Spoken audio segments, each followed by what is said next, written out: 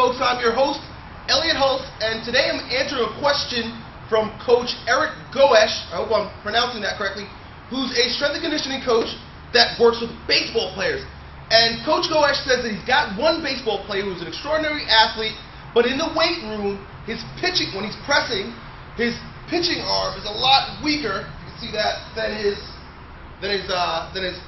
non-pitching arm. So it's kind of like an enigma to coach because he's wondering why he can pitch well, but he cannot press well with the same arm, his dominant arm. He's a righty and this is his right arm. Well, the reason, or one of the probable reasons why he's having a pressing issue with the same exact arm that he's pitching with is because he's suffering from something called pattern overload.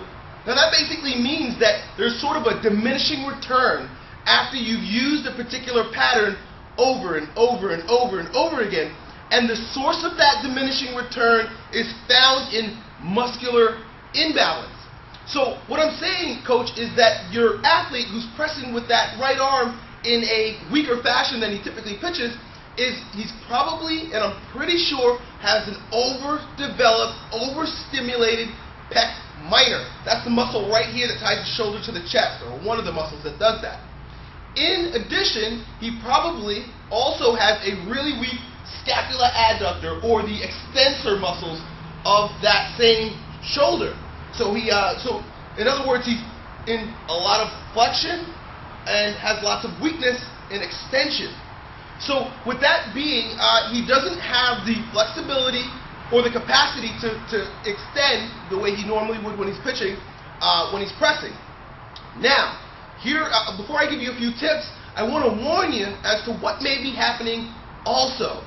As he's dealing with that pattern overload and that muscle imbalance in that shoulder, he's probably compensating. Now, he's not having any pain right now. That's some information that you guys need to know. There's no pain in that shoulder.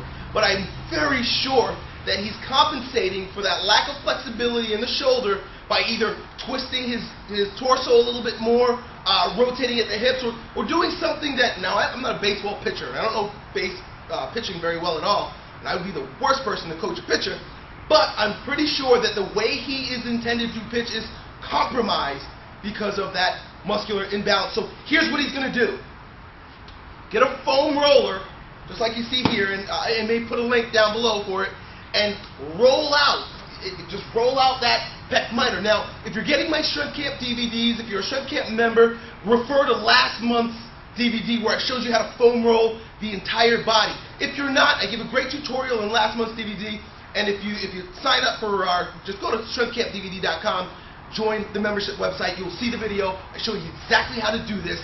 Just don't, if I get on the floor right now, you're not going to be able to see me.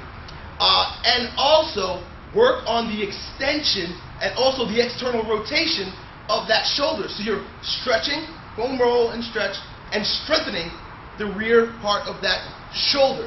And I guarantee you that he's also pretty tight in his neck on that side. So also spend a lot of time stretching the neck. So stretching the neck, front of the shoulder, strengthening the scapular adductors, the muscles that pull the shoulder back, and also any extension muscles by doing external rotation type physical therapy exercises, rowing, crows, things of that nature that are going to strengthen that external rotation in the shoulder. That's number one for today. Number two for today, if you guys haven't noticed, I may be looking a little slimmer to you, besides the shirt is kind of tight. And the reason is that since I won my pro card 2 weeks ago, I've lost 10 pounds, and I'm going to give you a few tips as to how I've done that. Now, my strength hasn't diminished much, but my training has changed, and my diet has changed. Here are 3 things, I'll give you a couple resources as to what I'm doing to get more of a shapely body as the summer comes about without losing any strength, because I will be competing in my first pro show coming up in the next few months, and I'll let you guys know about that.